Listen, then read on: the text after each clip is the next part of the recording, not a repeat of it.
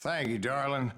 It's interesting how the truth can sometimes seem might malleable, depending upon your point of view. Like how those dime novels make you out to be something you're not? Jack, don't be starting trouble. No, he's right. They do tend to exaggerate. Did they exaggerate your part in taking down the Daltons? Well, I was there in the flesh, boy, so I saw what happened firsthand.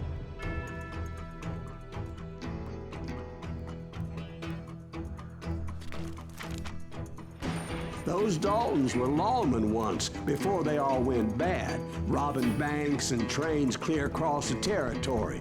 Until Coffeeville, of course. I was one of the citizens who took up arms that day. Fighting on the side of right? I did my best, sir. We all did.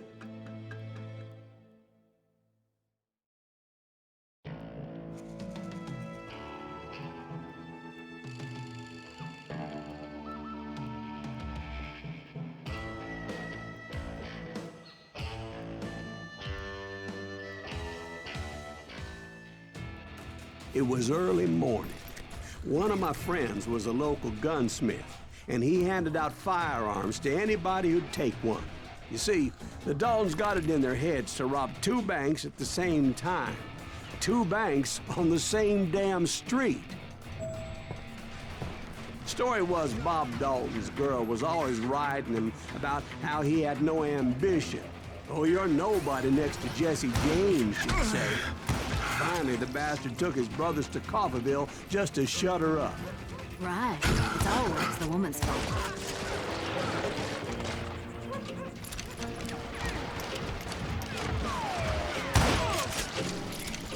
Well, the locals recognized the Daltons right off. Before they could get away, half the town took up arms to defend their property.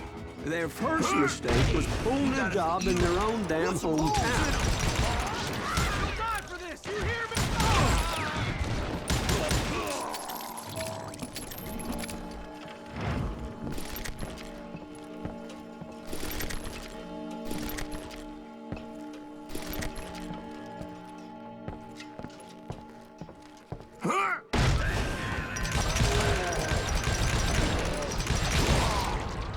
The brothers paid dearly for their stupidity, but everybody knows they had it coming. There's more to it than that.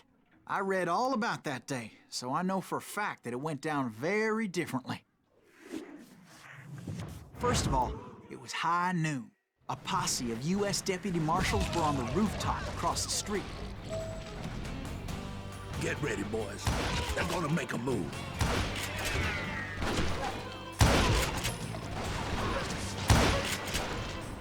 The lawmen had been tracking the Daltons for months.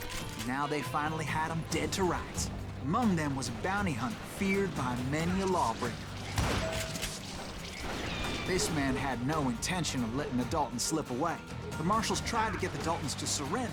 They'll give up eventually. We just gotta wait to settle this out. This bounty hunter knew that the brothers were far too proud to ever lay down their guns.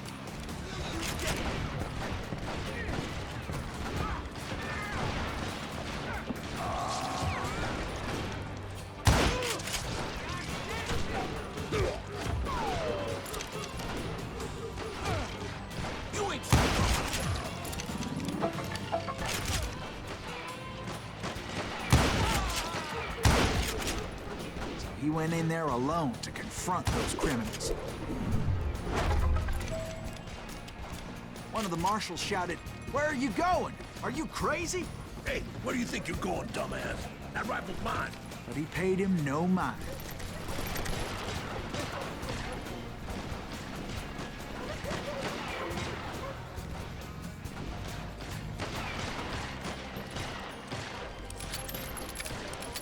He saw a way to get around to the back of the bank.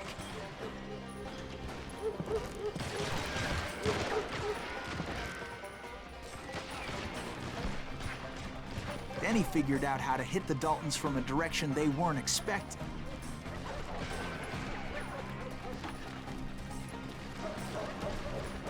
From above. Fortunately, a water tower was right there.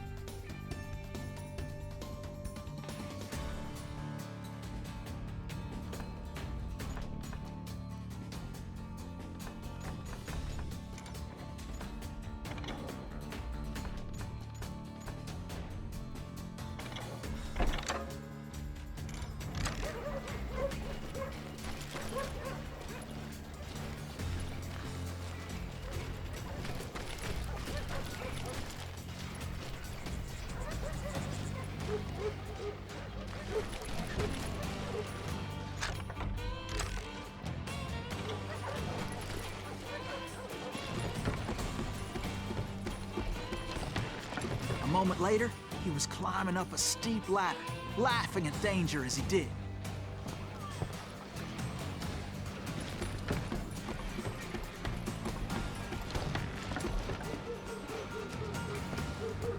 It was brave men like him who risked their lives to tame this wild country.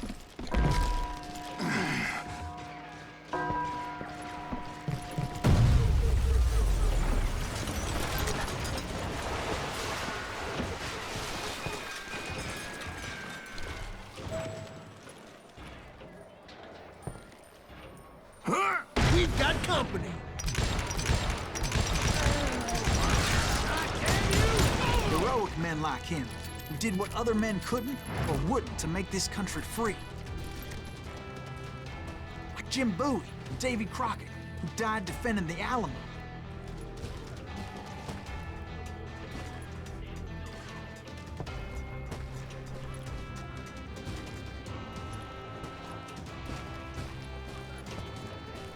Is that Silas Greaves? Son of a bitch! I'm just getting started.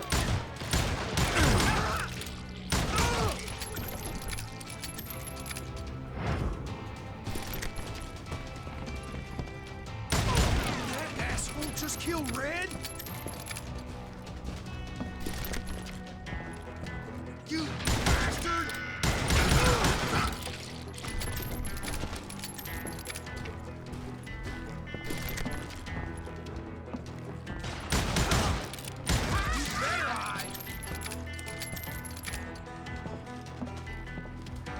You ain't beating me, boy!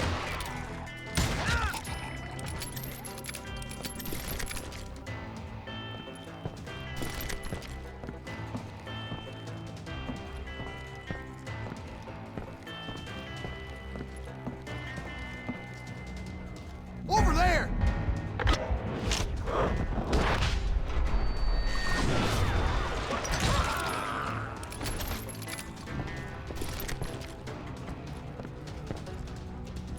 That's Silas Greaves. What the hell? Blam! Blam! He came away victorious, taking down those thieving Daltons.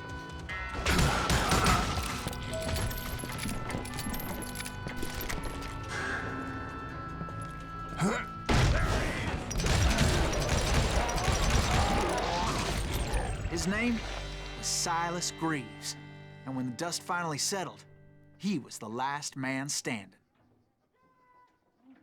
Sorry, kid, but that just wasn't the way it happened.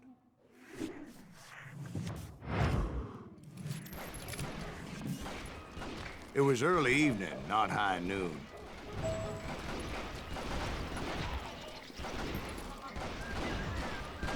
I was late to the party, and Coffeyville was already up in arms. The Daltons blew up a safe, and were all set to hightail it out of there.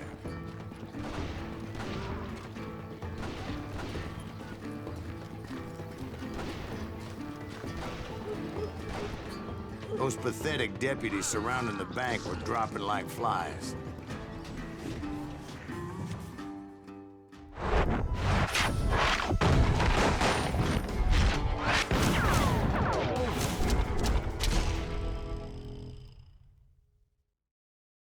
I had been tracking those jokers for months, waiting for them to do something reckless. She's for the kill. And finally, they did. Those stupid bastards decided to rob two banks at the same time in the same town where everybody knew them. But they still had friends in Coffeyville. You can't get me.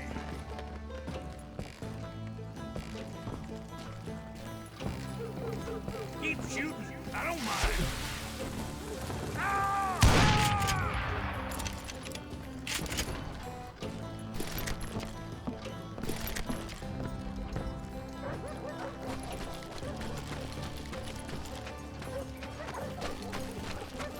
Hey, you got us a hero. Put some holes in him. And those friends came after me like a pack of wild dogs, tooth and nail. They were coming at me from all directions. I caught sight of the Daltons running with the money and didn't want to lose them. Problem was, they knew the town better than I did. And to top it off, I found myself in the middle of another shootout entirely. Get out of here! Did the Daltons hole up in somebody's house? No, it was the Smiths, I believe. They were cousins of the Daltons. And they were shooting at the Browns, who were shooting at the Daltons. Which wasn't any surprise, because those two families have been feuding forever. Since the Joneses are related to the Browns, they shot at the Smiths, pissing off the Heimhoffers, whose daughter recently married a Smith.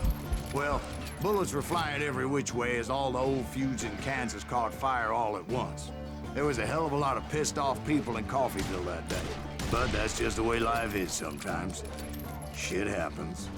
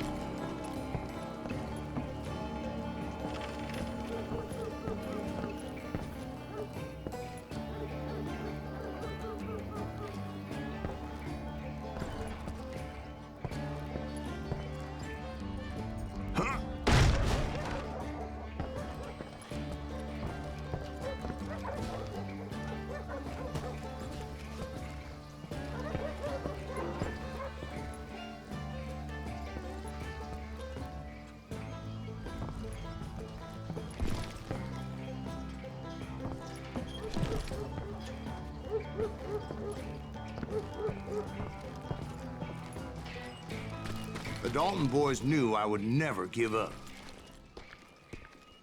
Those Daltons weren't the sharpest knives in the drawer, but they always stood together. They set a trap to slow me down and allow at least two of them to escape. The third brother stayed behind to plant me, just in case that trap of theirs didn't work.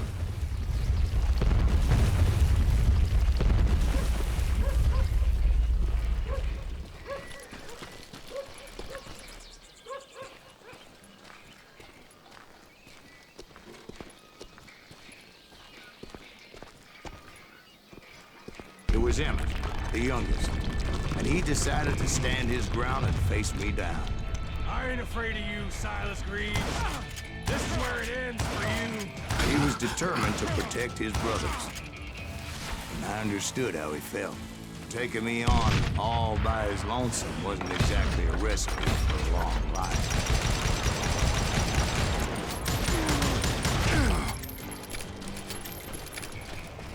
Getting by me, Greaves.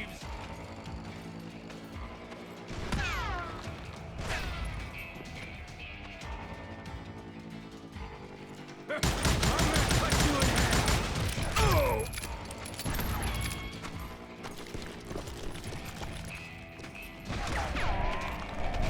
I'm gonna plant you where you stand.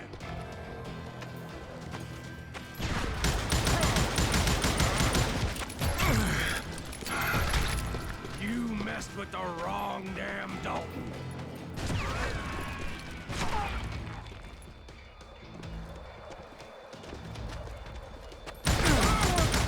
Treat you like a red stepchild.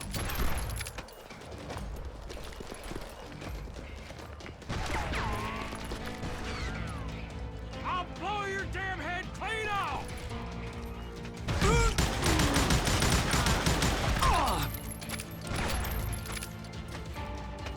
I'm gonna tear you apart.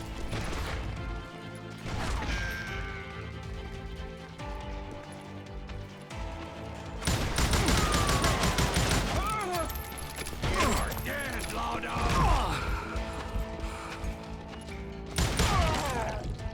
But Emmett Dalton survived the robbery in Coffeyville. He's the only Dalton who did. They say he was shot 23 times. Well, Dwight, who do you think put all those damn holes in him?